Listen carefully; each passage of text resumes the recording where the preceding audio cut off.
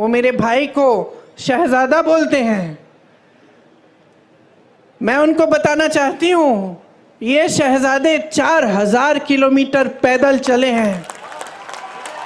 कन्याकुमारी से कश्मीर तक आपकी समस्याओं को सुनने के लिए चले हैं। मेरी बहनों से मिले हैं, मेरे भाइयों से मिले हैं, किसानों से मिले हैं, मजदूरों से मिले हैं और सबसे प्यार से मिलकर पूछा है कि तुम्हारे दिल में क्या मुश्किलें हैं, तुम्हारे जीवन में क्या समस्याएं हैं, उनको हम हल कैसे कर सकते हैं। और एक तरफ आपके शहंशाह नरेंद्र मोदी जी महलों में रहते हैं। आपने कभी टीवी पे उनका चेहरा देखा है? एकदम साफ सुथरा सफेद कुर्ता, एक दाग नहीं है धूल का,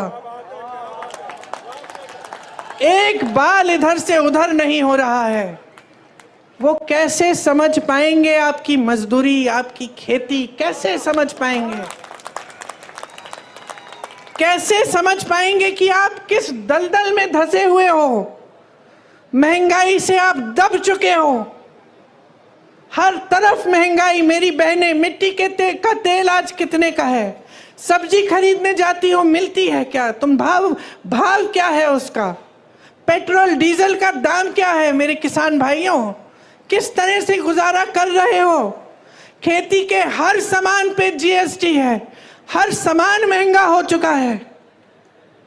मेरी बहनें, अगर कोई त्योहार होता है, कुछ खरीदना पड़ता है, नए कपड़े, बच्चों के लिए कोई वर्दी खरीदनी पड़ती है, फीस भरनी पड़ती है, कोई बीमार पड़ जाता है, इलाज करना पड़ता है, तो क्या हालत होती है आपकी? ये मोदी जी नहीं जान सकते, क्योंकि मोदी जी अब अपने महल में बंद हैं, सत्ता से घिरे हुए हैं।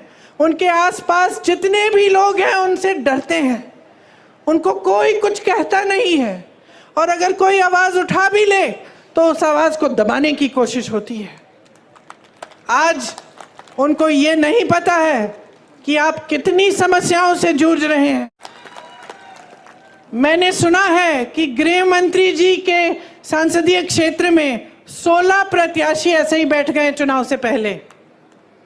या तो डराए गए हैं, धमकाए गए हैं, या किसी को घूस दे दिया है और बैठ रहे हैं कि चुनाव ही ना हो। अरे इतने मजबूत गृह मंत्री हो, इतने बड़े प्रधानमंत्री हो, देश की पूरी सत्ता तुम्हारे पास है, सीट पे सीट तुम्हारी है संसद में, और एक चुनाव लड़ने से डर रहे हो?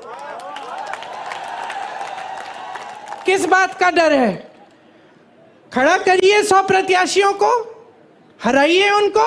यही तो चुनाव होता है, यही तो लोकतंत्र होता है। मंच पे खड़े होकर लोगों को झूठ बोलना नहीं होता है, मंच पे खड़े होकर लोगों को गुमराह करना या लोगों के जज्बातों को उभारना ताकि तुम्हें वोट मिल जाए, तुम सत्ता में रहो, तुम्हारे बच्चे फूले फलें और जनता खाई में रहे। ये लोकतंत्र नहीं है।